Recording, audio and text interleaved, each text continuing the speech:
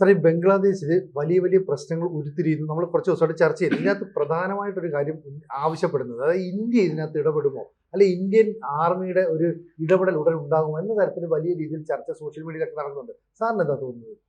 ഞാൻ ഇത് നോക്കുമ്പോൾ ഭാരത് കർണാട് എന്ന് പറഞ്ഞ പ്രതിരോധ വിദഗ്ധൻ വളരെ വർഷങ്ങളായിട്ട് അദ്ദേഹം ഈ രംഗത്തുള്ളതാണ്. നമുക്ക് സി രാജ്മോഹൻ, ഭാരത് കർണാട്, ഇങ്ങനെ രാജ് ചെങ്കപ്പ, ഈ കുറച്ച് പ്രതിരോധ വിദഗ്ധരാണ് നിരന്തരം എഴുതിക്കൊണ്ടിരുന്നത്. വളരെ മുമ്പ് നമ്മുടെ വിദേശകാര്യമന്ത്രി ജയശങ്കറിന്റെ അച്ഛൻ കെ സുബ്രഹ്മണ്യം, അദ്ദേഹമാണ് ഈ ഇംഗ്ലീഷിൽ ആദ്യകാലത്തൊക്കെ പ്രതിരോധ വിഷയത്തിനെ പറ്റി വിശദമായിട്ട് എഴുതിക്കൊണ്ടിരുന്ന അദ്ദേഹത്തിന്റെ ലേഖനങ്ങളൊക്കെ അക്കാലത്ത് ധാരാളം വായിച്ചിരുന്നു കെ സുബ്രഹ്മണ്യം. ഇപ്പോ ഭാരത് കർണാട് പ്രധാനപ്പെട്ട പ്രതിരോധ വിദഗ്ധനാണ്. അദ്ദേഹം എഴുതിയിരിക്കുന്നത് ഇന്ത്യൻ പട്ടാളം ബംഗ്ലാദേശിൽ ഇടപെടണം, രംഗ്പൂർ ഡിവിഷൻ പിടിച്ചടക്കണം. രംഗ്പൂർ പിടിച്ചടക്കിയാലുള്ള ഗുണം എന്താന്ന് വെച്ച് കഴിഞ്ഞാൽ, ഇപ്പൊ ചിക്കൻ നെക്ക് ഉണ്ടല്ലോ, അതിന്റെ വീതി കൂട്ടിയിട്ട് ഇത് ഒരു ആടിന്റെ കഴുത്താക്കാൻ പറ്റും എന്നാണ് അദ്ദേഹം ഒരു ലേഖനത്തിൽ വാദിച്ചിരിക്കുന്നത്. അപ്പൊ രംഗ്പൂർ ഡിവിഷൻ ഒന്നുകിൽ പിടിച്ചടക്കുക അല്ലെങ്കിൽ കാശ് കൊടുത്ത് മേടിക്കുക എന്നൊരു നിർദ്ദേശമാണ് അദ്ദേഹം ഒരു ലേഖനത്തിൽ മുന്നോട്ട് വെച്ചിരിക്കുന്നത്. അപ്പൊ അദ്ദേഹം പറയുന്നത്, ഈ നമ്മുടെ കിഴക്കേ അതിർത്തിയിൽ ഈ ബംഗ്ലാദേശ് ചൈനയുടെ ഒരു ഉപഗ്രഹമാകുന്നത് നമുക്ക് താങ്ങാൻ കഴിയുന്ന കാര്യമല്ല. ചൈനയുടെ ഉപഗ്രഹമായിക്കൊണ്ടിരിക്കുകയാണല്ലോ. യൂനിസ് ബെയ്ജിങ്ങിലൊക്കെ പോയിട്ടാണല്ലോ ഈ വടക്ക് കിഴക്കൻ സംസ്ഥാനങ്ങൾ ഞങ്ങൾ പിടിച്ചടക്കും എന്നൊക്കെ വീമ്പ് മുടക്കിയത്. അതുപോലെ തന്നെ ഒരു ഇസ്ലാമിക ശക്തി ബംഗ്ലാദേശിലെ ഭരണത്തിൽ വരുന്നതും നമുക്ക് പറ്റിയ കാര്യമല്ല. നമുക്കാണെങ്കിൽ ആ ഭാഗത്ത് പട്ടാളത്തിൻ്റെ 33-ാം കോർ, 33 കോർ, അത് ഡോക്കിലേക്കും സിലിഗുരി ഇടനാഴിക്കും ഇടയിൽ നമ്മുടെ 33-ാം കോർ സൈന്യത്തിൻ്റെ അവിടെ വിന്യസിക്കാവുന്നതാണ്. വടക്കൻ രംഗ്പൂർ ഡിവിഷൻ നമ്മൾ പിടിച്ചെടുക്കാൻ നേരമായി എന്നാണ് അദ്ദേഹം പറയുന്നത്. ബംഗ്ലാദേശിലെ രംഗ്പൂർ, നമ്മൾ നേരത്തെ രംഗ്പൂർ പലപ്പോഴും ചർച്ച ചെയ്തിട്ടുണ്ട്.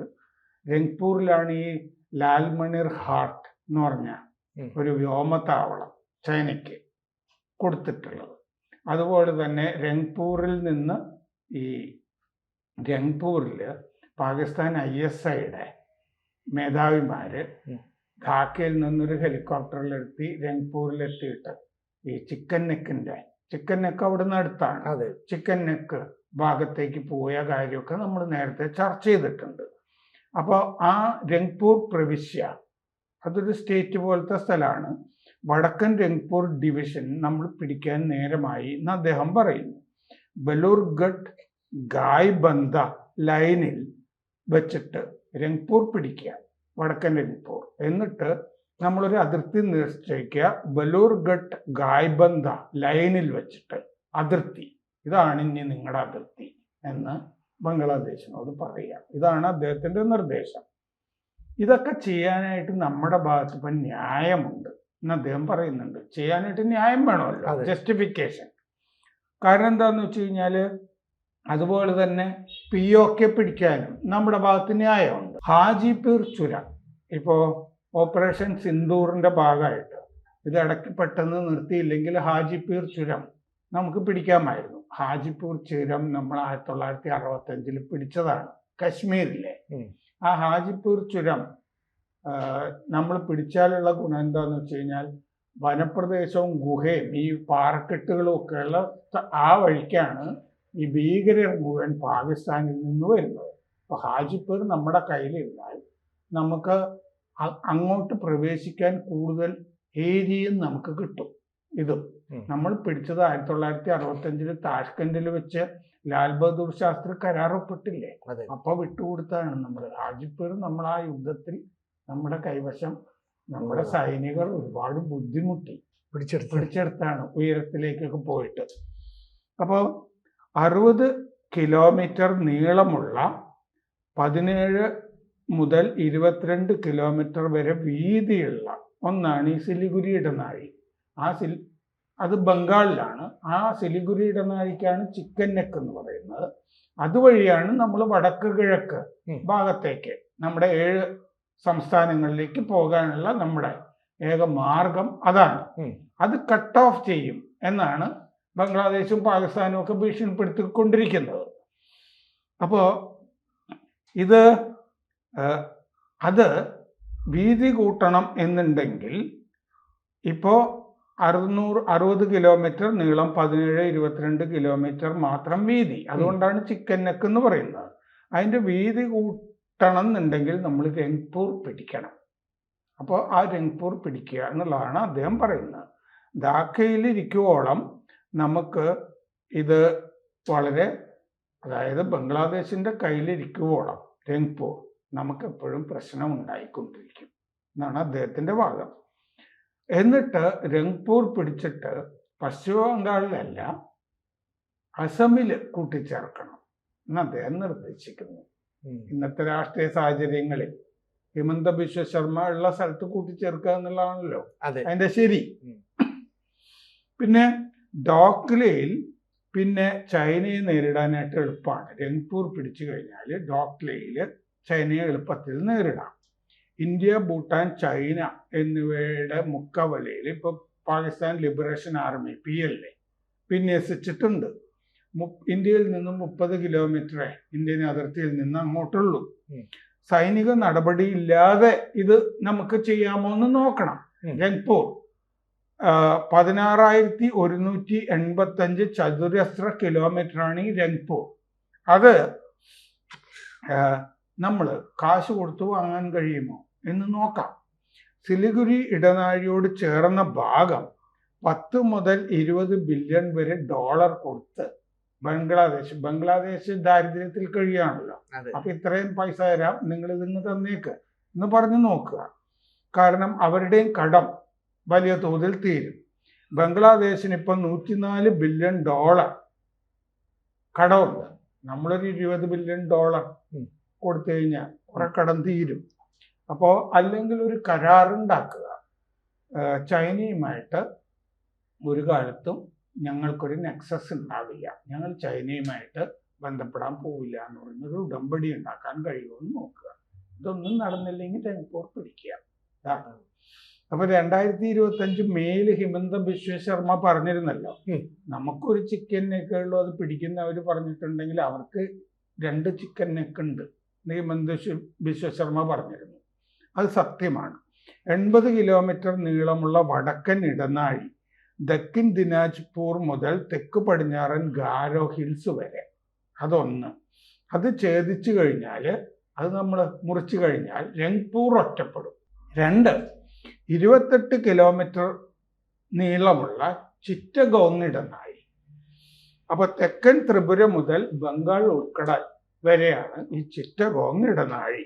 അപ്പൊ ബംഗ്ലാദേശിന്റെ ഇക്കണോമിക് ക്യാപിറ്റൽ, സാമ്പത്തിക തലസ്ഥാനവും രാഷ്ട്രീയ തലസ്ഥാനവും തമ്മിൽ വേർപെടുത്താൻ പറ്റും ആ ഇടനാഴി പിടിച്ചാൽ.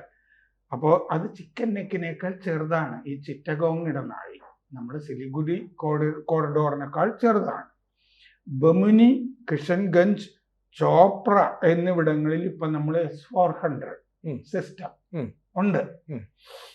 നമ്മുടെ ബ്രിഗേഡ് ഉണ്ട് അവിടെ. എപ്പോൾ വേണമെങ്കിലും രംഗ്പൂരിലേക്ക് കയറാം.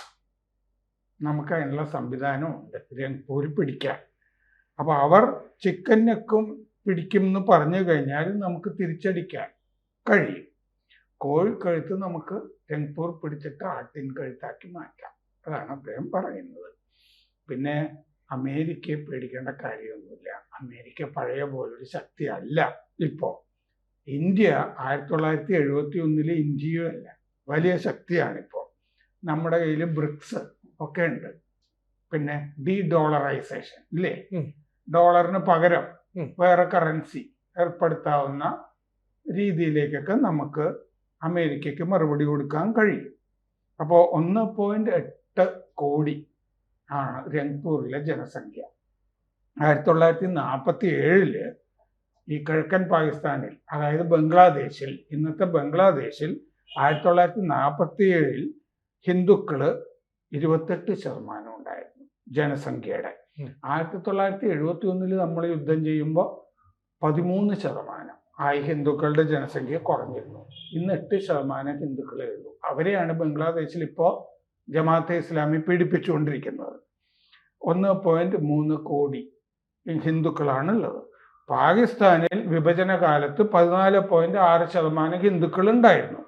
അതിൽ നിന്നിപ്പോൾ 1.2% അവിടെ കുറഞ്ഞിട്ടുണ്ട്. 31 ലക്ഷത്തോളം ഹിന്ദുക്കളാണ് പാകിസ്ഥാനിലുള്ളത്.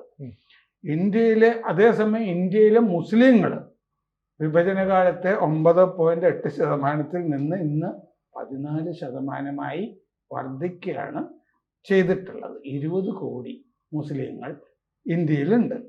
ലോകത്തിലെ 3ാമത്തെ മുസ്ലിം ജനസംഖ്യ, ഏറ്റവും വലുത് 3ാമത്തെ ഇന്ത്യയിലാണ് ഇപ്പോൾ.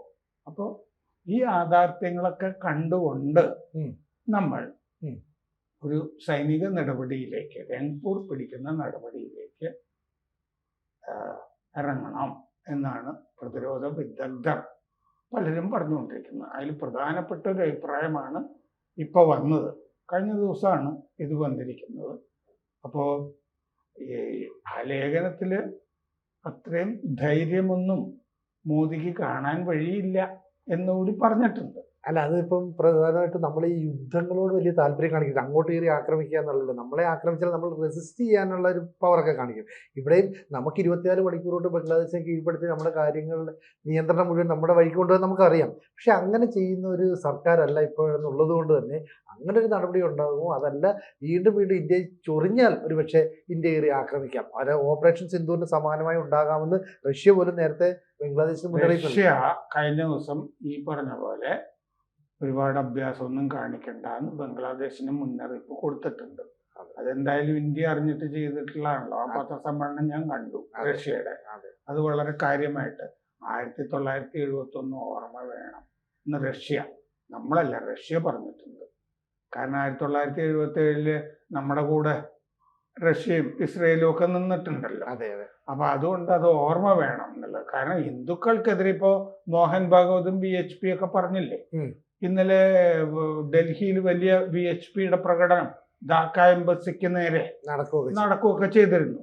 അപ്പൊ അതുകൊണ്ട് ഹിന്ദുക്കളെ പെർസിക്യൂഷൻ ഓഫ് ഹിന്ദുസ് എന്ന് പറയില്ലേ, ഹിന്ദുക്കളെ പീഡിപ്പിച്ചു തുടങ്ങിയാൽ പിന്നെ ഇന്ത്യക്ക് ഇടപെടാതിരിക്കാൻ കഴിയുമോ?